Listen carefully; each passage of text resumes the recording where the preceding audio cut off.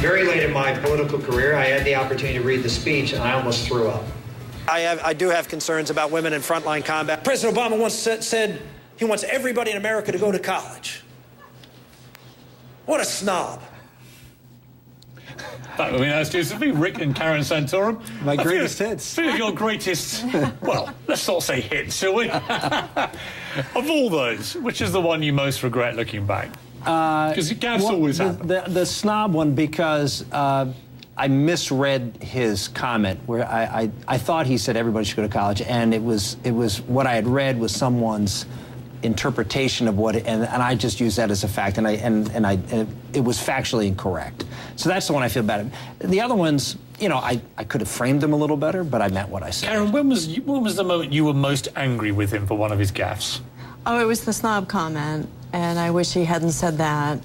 And it was just any moment where he wasn't thoughtful or considerate. Rick's a great guy. He's really friendly. And anytime he didn't show that part of himself, it was a little frustrating. And I'm fascinated. What would you do? I mean, would you, when you saw him or spoke to him on the phone, would you You don't want to know. Would the voices get raised? I mean, you seem such a nice, quiet person, Yes. Karen, but I can imagine there's a steely side when Rick commits a gaffe. Well, you know how when you're married, you're always there for each other and you give each other advice. And it was during debates. We had moments, I think especially the one before Michigan, that was a real challenge, that debate. And I left early that night, I think. Yeah. What did you say to him after that debate? Because that was not a good performance. It was a preparation issue, and it was just a real, letdown. As I did in most of my debates, because you're sort of a one-man band out there, and so I didn't take any time off before debates. I mean, I'd campaign the full day up until the debates, and Karen on that one said, you know, Rick, you now, people are going to actually start paying attention to what you're saying, as opposed to in the past, nobody really paid any attention. Now you're in the game, you just won those 3 states, and you gotta do a little bit, take a little bit more time, and I just sort of kept the routine, and, I wasn't as sharp as I should have been, and she had every right to sort of say, hey, There were moments in the campaign when you had much more serious issues involving your daughter Bella, and most recently again, and it's obviously an ongoing battle that you have. Were there moments when that flared up with her where both of you, or either of you, thought, you know what, maybe it's not worth it, this, that actually running for president is fine, but we have a sick daughter that needs us? It must have been a conflict for you. We're there for her constantly, as with all of our children, and we did have moments like that. However, Bella really was a great source of the reason why we got into the race in the first place. She was the reason that when we learned about, when Obamacare went through, I think that was really the fire, that put the fire in our belly to get in, because it was children like Bella, who were going to be I think, the first kids to be affected by something like that. And so, of course, there were times when the burden seemed so big, and sometimes it felt like maybe it wasn't the right time. I did resist it for a very long time, but in the end, I did feel like it was God's will, and it was the healthcare, Obamacare, that did put me in the race. How is she now? She's doing great. Yeah. Thank you so much, Piers.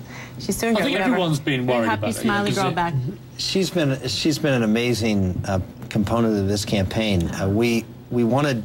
Obviously, she's one of our children, and so we had her out there in the sense that, we had a family picture and she was in it, but we didn't talk about Bella very much until she got sick, and I had to come off the campaign trail. It was right prior to the Florida primary, and I had just lost 2 primaries in a row, and I was home. I happened to be fortunate to be home that day when we ended up having to take her to the hospital. But we were going to be off the campaign trail for a couple of days, and we had to make the decision. Should we announce why I'm going to be pulling off my schedule a couple of days at a time when people were saying, shouldn't you get out of the race? And if you did pull off, they'd say, oh, he's pulling out. And so we felt like we had to say why we didn't continue the campaign schedule. And then we sort of had to tell people about Bella in much more detail. And so we put a little video together later that week and did some. It by far was the most viewed thing on our website. And she became very much a part of the campaign. And a voice to the voiceless. Yeah, she really was special. Everywhere. And it was amazing at all the rallies and events that we had. The one question we got from literally thousands of people was, how's Bella? Yeah. And well, it's great that she's doing well. I mean, she is. We've all been thinking and concerned about it. Let's take another break. When we come back, my Twitter has exploded because, Senator, they all believe you have endorsed Mitt Romney tonight. You now have 2 minutes to work out whether you wish to make that official or whether you want to carry on denying the obvious.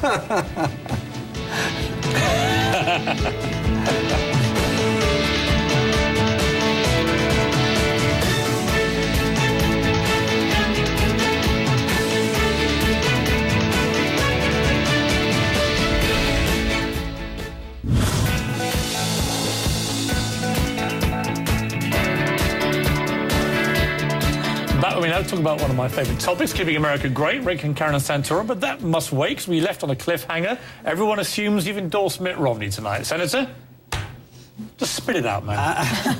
All I said was the obvious, which is Mitt Romney's going to be the nominee, and I'm going to support the nominee, whoever that nominee is, period. Well, that's Mitt Romney.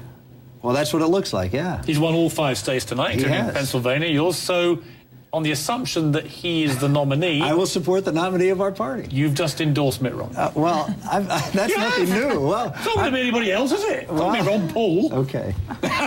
So, could be. Who knows? He's working the delegates really hard, I can tell you that. Can I put it this way to end this debate? If Mitt Romney is the nominee, you will endorse him.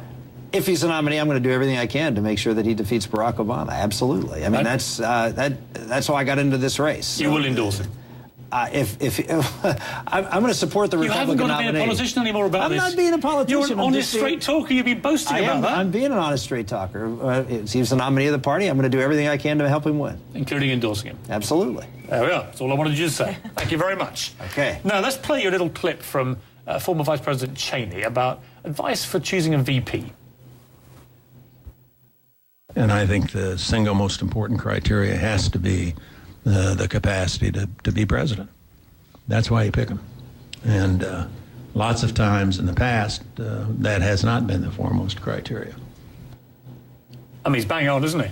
And when you look at what happened... Absolutely. You know, that's what I said when I was asked that question during the campaign. I said the first and foremost is the person has the capability of keeping the promises that I made to the American public and be a good president. Who is the most likely of all the names? I mean, I'm assuming that you wouldn't want to be in the running, or would you not rule that out? Look, I'm not interested in any position. I'm interested in winning the election and if you were Mitt Romney, who would you be now. looking at in a favourable way right now? I'm not going to comment on that. That's really his decision. And Karen, if Mitt Romney rang up and said he wanted Rick to be his VP, what would you say? Oh, I'd have to talk to Rick about it, and we'd need a little time to, think it over and pray about it and, consider it. I'd be very surprised. He is a great guy. But Really, on a technical point in relation to Mitt Romney needing a certain number of delegates, will you be releasing your delegates? I think the way the law comports is that once you're not a candidate, your delegates are effectively released. And so I think states have been going through the process right now. We've been sort of trying to understand how that works. But this is my first go-around in this. And that is that once you're no longer a candidate, state laws really become operative. And a lot of states, they effectively release your delegates. And other states, you'll hold them irrespective of whether you're in the race or not. What is next for Rick Santorum? What's the next job for you? What would you like to do? Well, we're going to be announcing some things here in the next week or two about what our plans are going you forward. Can tease them, can't you? Amongst friends. We're going to be active and engaged in the political process. We're going to be active and engaged on the issues that we brought up during this campaign. Some of the things that we talked about tonight. This was like I said in the speech when I got out of the race. We tried to listen very hard to the people across this country, and I think we picked up some tones Karen, I want to give you the last, need to be resonated. I want to give Karen the last word here, very quickly. We've got about 20 seconds. What was the best moment of the whole campaign? Oh, Iowa. Winning Iowa was great. It was, and we walked up on the stage, and I said to the children, soak it in, enjoy this moment. And every time we got on stage, we said that. It was great. I agree with you. It was a wonderful moment. We'll always have Iowa. Thank you, Piers. Thank you so much for coming in. Great to see you. Thank you. Coming up tomorrow, my exclusive interview with the Dalai Lama. It's a candid, surprising, very entertaining conversation with a man who's iconic, but you've never seen him quite like this. Do you ever feel temptation when you see a woman? Oh, yes, sometimes you feel, oh, this is very nice. But then thinking the real job, then feel, oh, too much sort of problem and too much dirty things like that. Really? Really. Even my dream is just some sort of dreaming, some women like that. Immediately I remember I'm monk. I never dreamt in my dream I'm Dalai Lama. I always remember I'm monk, Buddhist monk. As I said, a candid Dalai Lama, as you've probably never heard him before. That's tomorrow night, coming up next, only in America.